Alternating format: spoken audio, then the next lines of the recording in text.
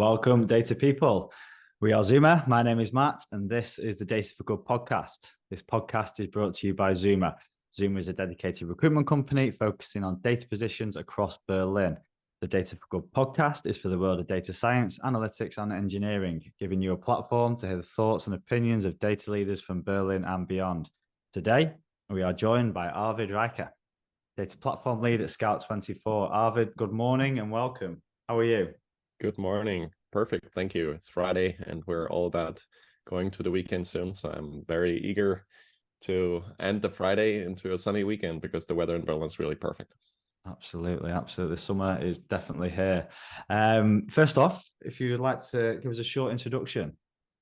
Yes. So my name is Arvid. I'm leading the data engineering group at Scout. I'm with Scout since 10 years by now. Actually, my anniversary is tomorrow. Nice. Congratulations. Thank you. I actually have a business development background. So my approach to lead the data engineering group is a little bit more business focused, not necessarily tech focused. And yeah, that's where I stand at the moment. Awesome. 10 years. What an achievement. And as a data platform lead, what does it mean to be a data platform lead? It means on the one hand, you need to be a good communicator because a platform in an isolated space is like where I'm sitting in the Zoom call in an isolated space and is not meaningful. So you need to be connected. The first thing that you need to really do is have a good connection to people who use the platform and not only the leads, but as well the operative people. You need to understand the product, have a good business acumen of the company. And not necessarily too much a tech focus, but rather why do you exist as a platform? What does the platform need? And so you need to be a communicator. And on the other hand, you have to, on the other hand, bridge the gap between the business and the engineers in your teams, right? Because the engineers in your teams are maybe not that eager to be that much into connection with what the business in total does, right? They don't have the holistic view, and they try to. So you need to have them understand that. You need to create the space for them to learn about it, and that in the end, your engineers are becoming not only tech versed, but as well business versed. So they understand why we do specific things, and that's, I think, the main important thing as a platform lead. It's combining the business world with the tech world and making it all work. Awesome. So leads perfectly into what we are here to talk about today. So we're going to focus on the data platform. So for those who don't know, and in very, very simple terms, what is a data platform? A data platform is a service that is offered by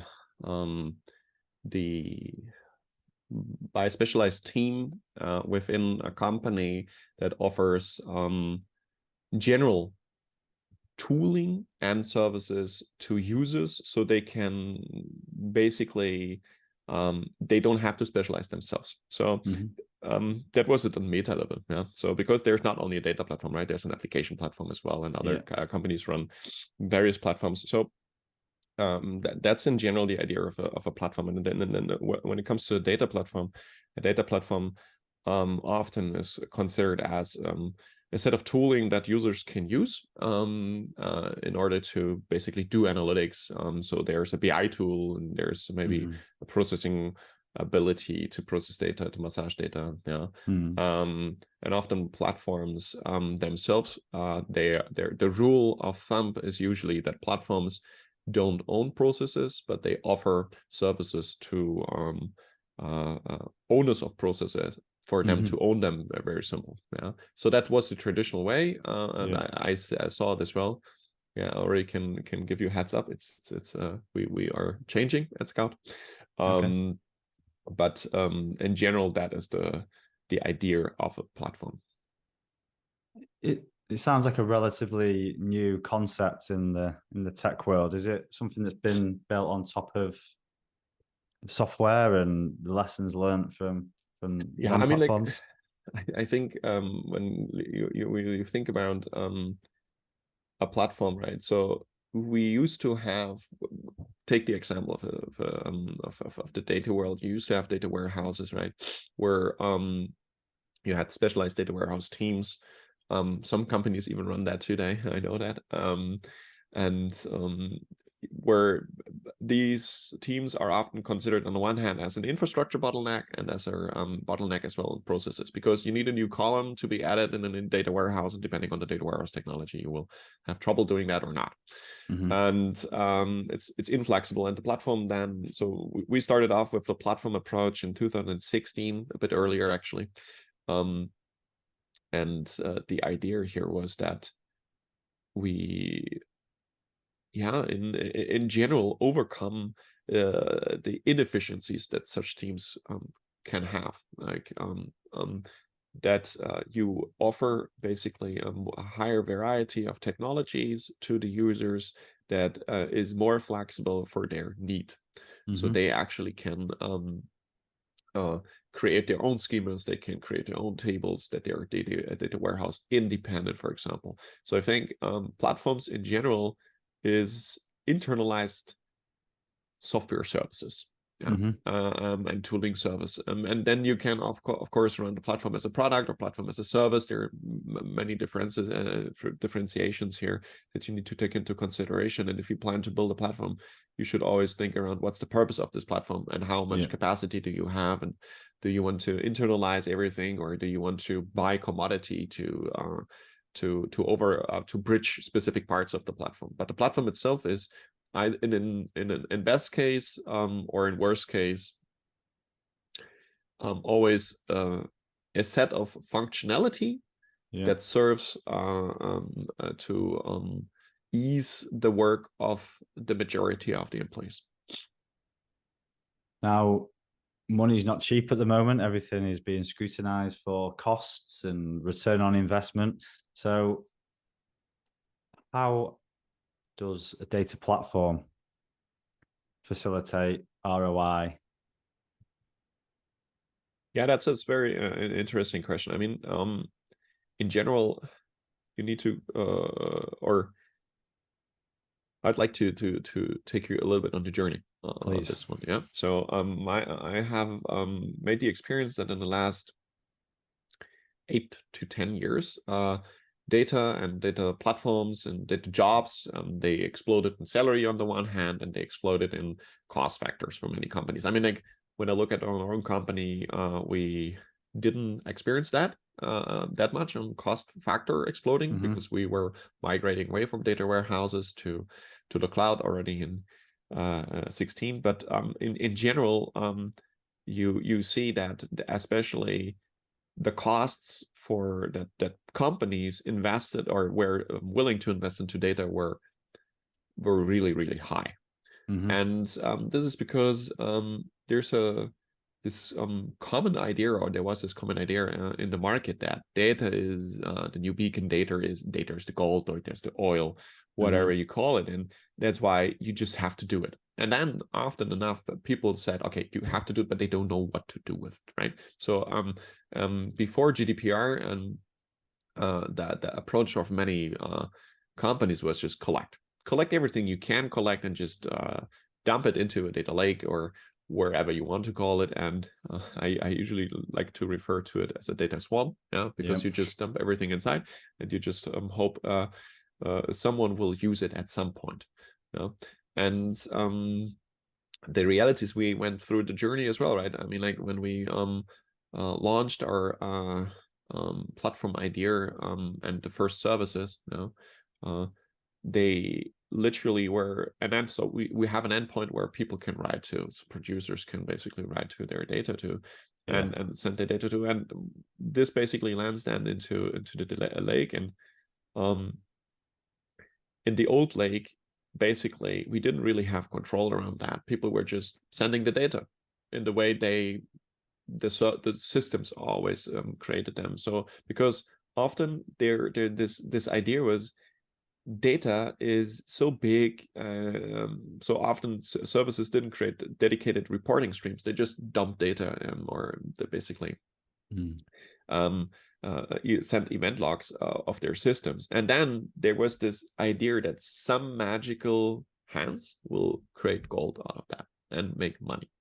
And I think now, since fairly 1.5 years, this approach, because money, as you said, is again expensive, and this approach failed for many companies. Yeah, I think many companies were not able to scale on the data as they promised their stakeholders and shareholders to, because the reality is, having data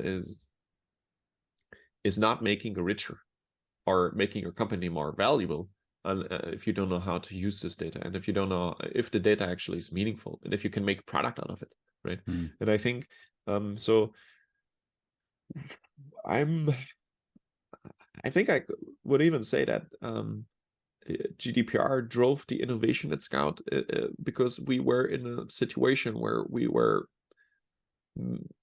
maybe with the platform a little bit stuck as well, because our approach was, again, you send everything and somehow it will be managed. But I know that in 3 years from 3 years ago, we were in a situation where you didn't know what data actually is in the lake. You would have to find it very hardly. There was no real governance, because it was freedom on the one hand, but this freedom led to chaos.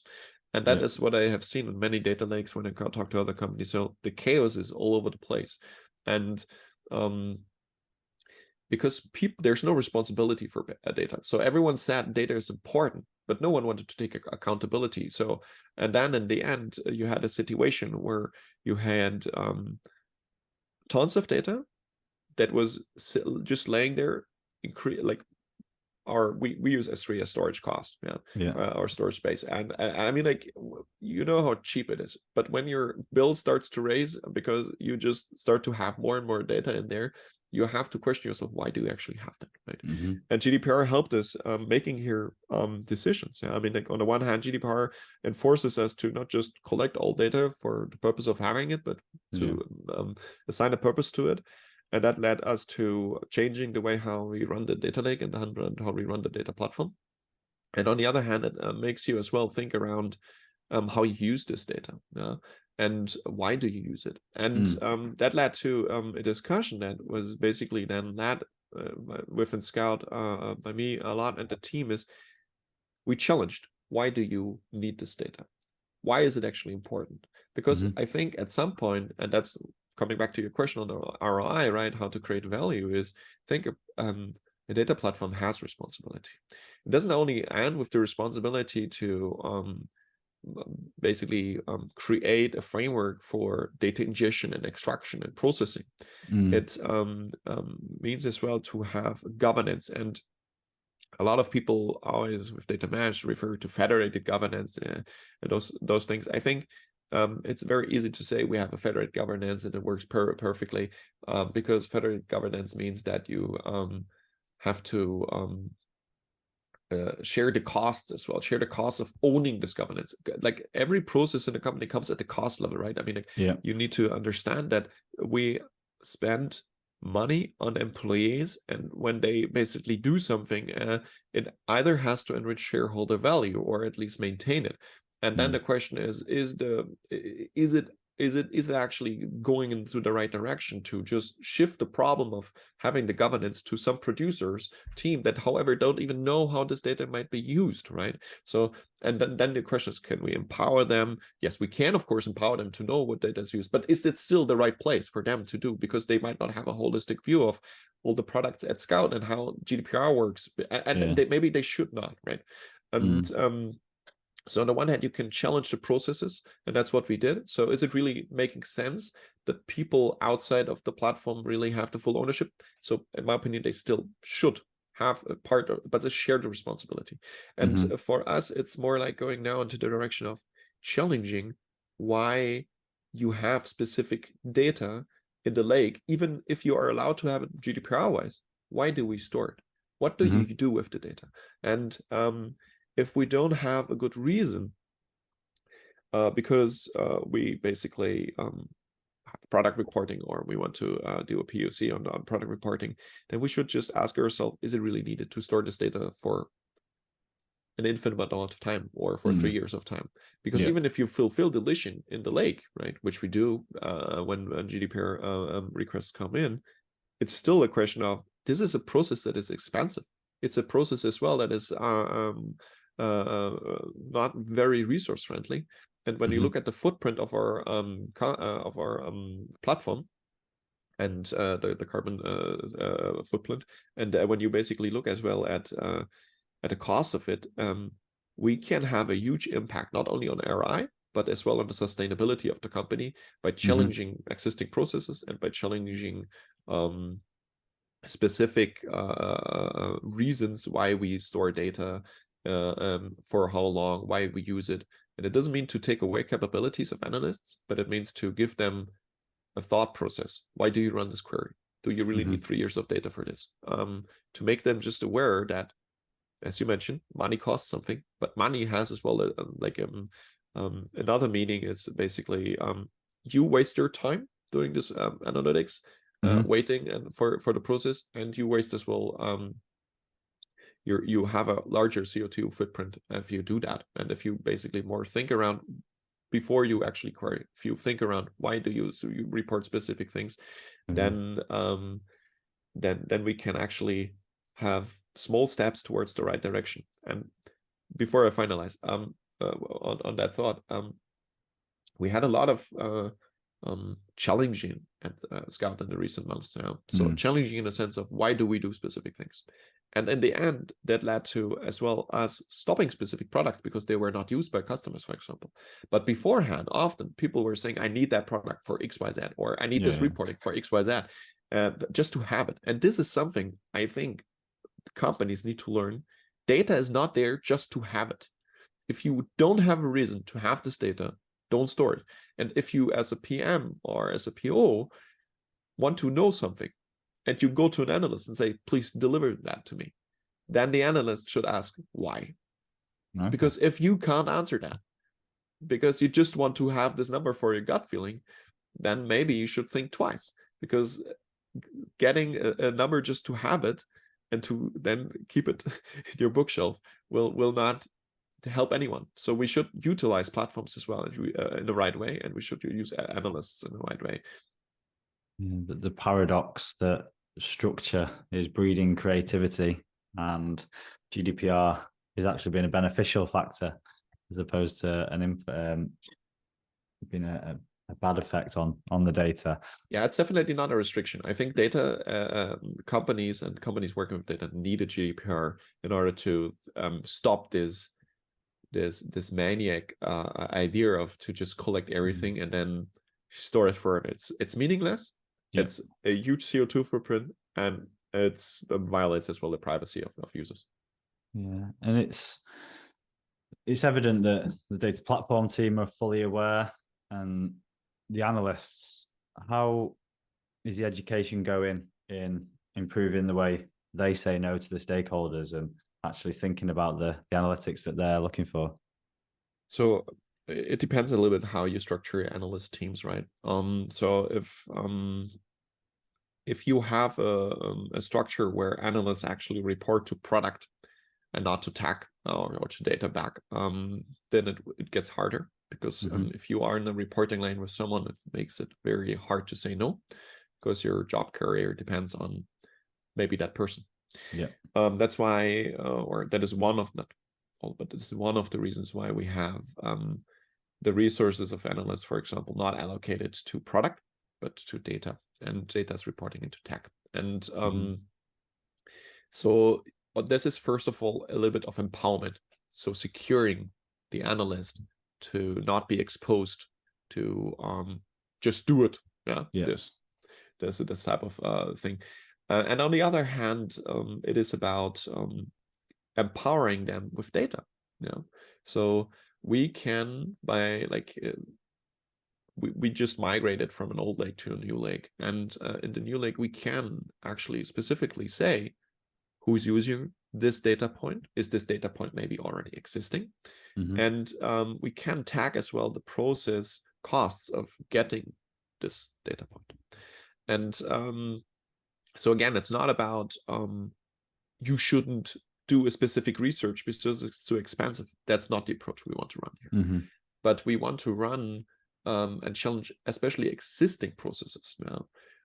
We had a 4-digit number, for example, on dashboards in MicroStrategy before the migration, and now we are having around 120.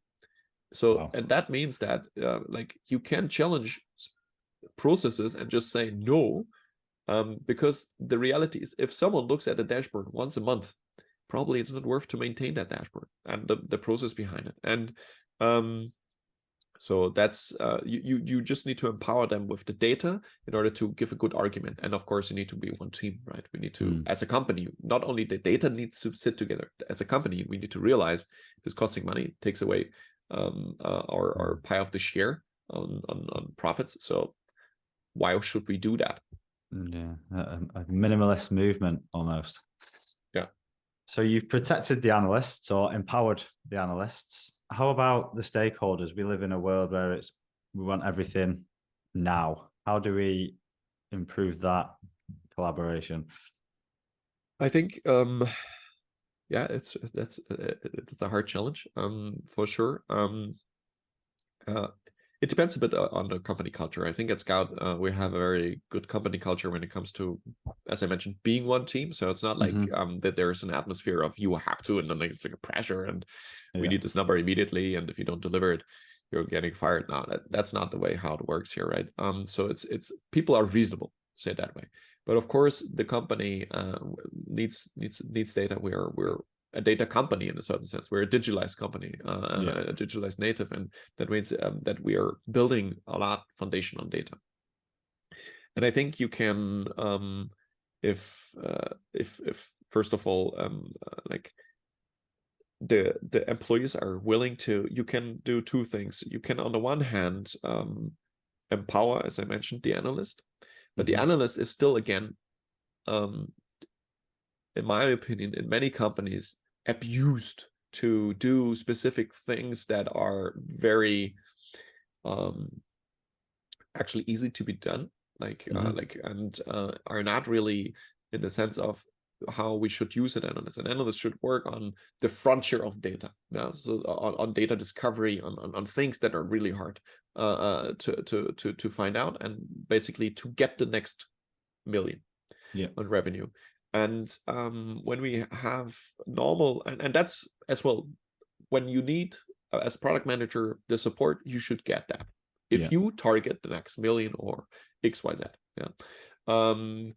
But if we talk around the normal data analytics, so to analyze your product, I think we need to empower, as a platform, a product manager to just be able to do that without an analyst. And without the technical ability to even write SQL,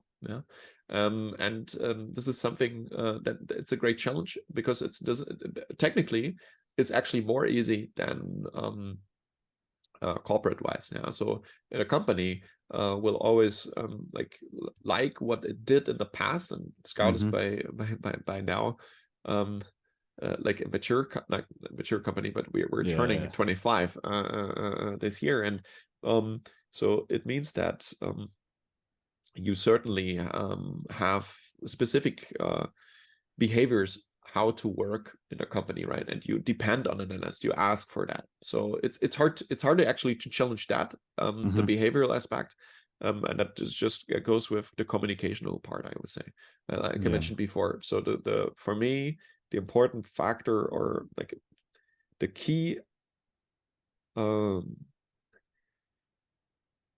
how do you say, feature? I'm lagging a little the word of like the key skill. Sorry, the word skill of a platform leader is, for me, communication with not only leads, but as well the users and the actual operative people, to make them aware, educate them. We have a lot of videos how to do things yourself. We have a lot of recordings, basically, where we explain that, and but it's a process, and we're not yet there, but we're getting there.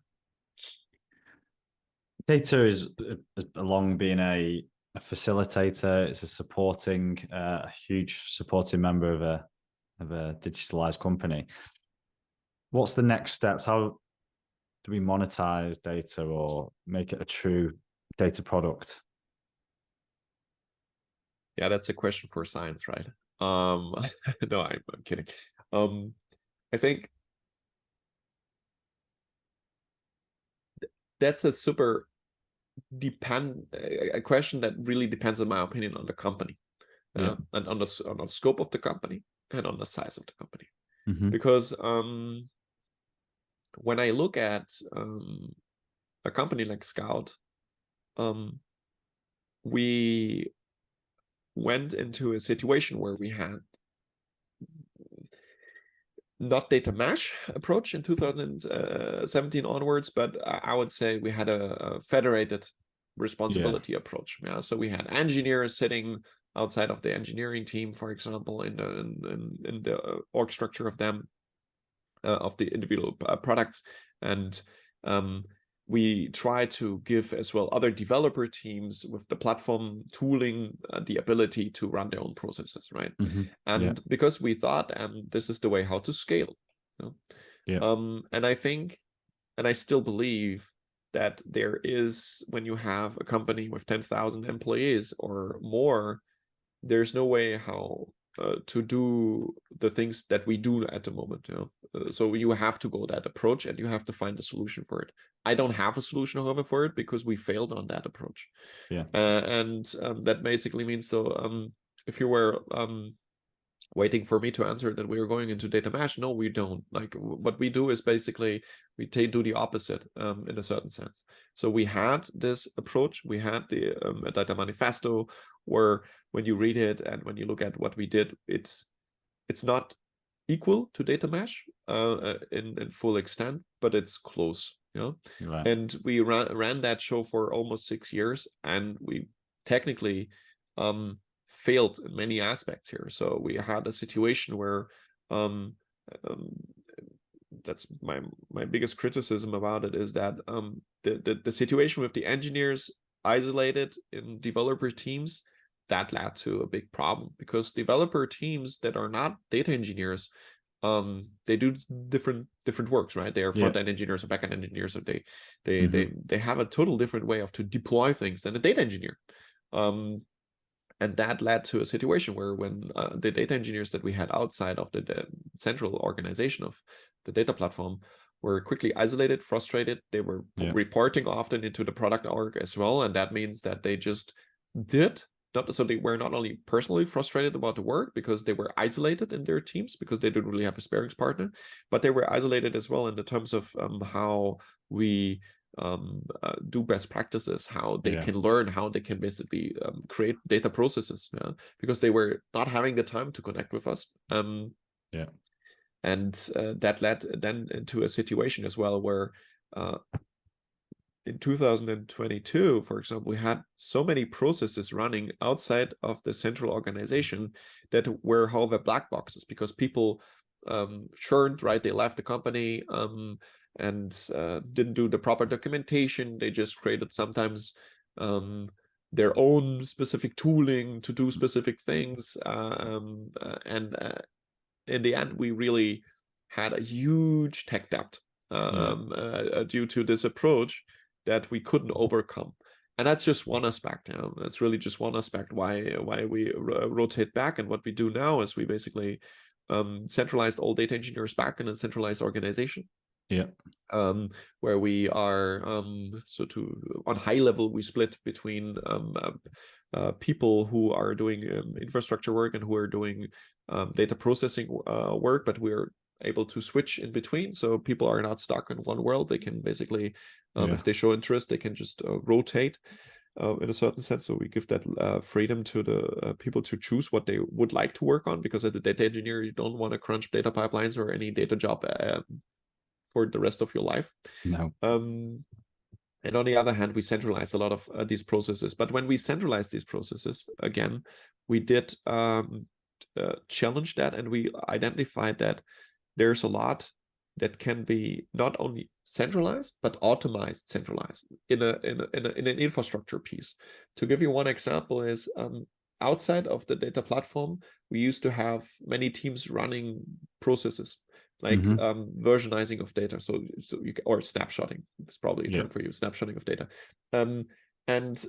We learned, well, if this is a standard process or aggregating of data, then maybe we should look into how we can run this centrally on demand by in a central infrastructure without having a dedicated job doing it. So without having an engineer doing this or a person, but our infrastructure does that based on the data nature. So, and this is, to come back to your question of data products, this is where we stand at the moment, right? So for me, so the question is, what's the data product, right? And I think let's first learn how to walk before we run. And I think we already have a mature company, so I would challenge a lot of companies that say we have data products, and I'm well connected, so I can say that I don't know any company that really runs that well. So, but what we do at the moment is we first of all need to create the foundation. And the foundation for me is to understand the nature of data that actually is in the lake, and then to create like a pre-data product. So like a dimension of, for example, visits or leads or whatever you name it. And then this dimension is then a single source of truth. And this dimension, however, is not a single source of truth because someone in your data org is crunching this data together. No, it's a single source of truth because there's a system that produces this data, and there's a central infrastructure that then maybe massages this data again because it needs to be aggregated or versionized, snapshotted, whatever. And then the data is available only then to the user. And in this moment, they can then start to connect those things with other data points. And it's very important that this connection then is possible. So you have an ID identifier with which you can connect the data across the landscapes with all other data points. This is what we not fully have, but we almost have it. And that basically is then what I would say the pre-product of a data product. And then in an ideal world, any reporting is then just SQL based on top of that. So you just connect tables into a view, and you do a select X in a BI tool, and then you have the relevant data, and your query engine that is behind that is quick enough. This is what we're migrating to at the moment. And when we then call about a data product that we sell, so it actually as a data sales, that's for me a different product. So there's a product that I want to offer as a platform for the users. So that's a report, for example, and there's a product that we want to sell to actual customers. And this is again something that however, in an ideal world, functions the same way. So you just have an SQL that crunches together the data, and then you can sell it. And the same goes for the data product that is used internally to feed another product, or to so the actual environment, product world. So it's not really monetized, but it's needed for other products to exist. So this is as well something you could think around. Moving the data platform and the data world into a central hub. It's very dangerous to do that on the other hand as well. But I think there are reasons to think around that. And but you should not say no to at least looking into this direction. Yeah, an ever changing landscape. And thank you for being so honest with the failures that you're now working towards successes. And getting to where you're trying to get to. Conscious of time, time's absolutely flown, which is always a good sign. To finish off on one question, Arvid, the data platform, what is the end goal? What is the Valhalla for not only at Scout, but data platforms in general? So that's very hard to answer easily. I think, or it's not very hard. First of all, the answer should always be it should enrich shareholder value, because that's what it should do. It should basically serve the company, have a meaning, and drive revenue and reduce costs. And not only reduce costs by reducing costs on the monetary side, but you're reducing processes costs in the company. That's the goal for me of a data platform, to be able to, for an analyst to get to an insight, or any product person to an insight, any developer to an insight by just having a view on top of data tables that exist, and that the query engine behind it and the data structure is that lean that you just do a select X on the table in the BI tool, and ideally it's live there. Of course, you can query a cube, but that's for me the ease of use and to have a purpose for the shareholders, and to mitigate the risk as well, right? GDPR, if you don't fulfill it, it's a risk, and your platform should be a safeguard here, and you should treat yourself and treat the data of the users well. And that's for me the Valhalla, as you called it. Although I would say there's not really an end stage that you can reach. It's more a process stage that you reach, and then you have it basically. But there's always a cost of maintenance and the cost of operating these systems, right? And then ways to improve. All about the process. Perfect. Well, that's all we have time for, unfortunately, today. Thank you very, very much for your time and your rich insights, Arvid. You're welcome. Have a wonderful day. Yeah, and to listeners, as always, drop your questions, feedback. We'll pick some out for future pods. And don't forget to like and share so we can reach as many people as possible. But it is bye from us. Thanks once again, Arvid. Have a wonderful time. Thanks. Ciao for now. Bye-bye. Bye-bye.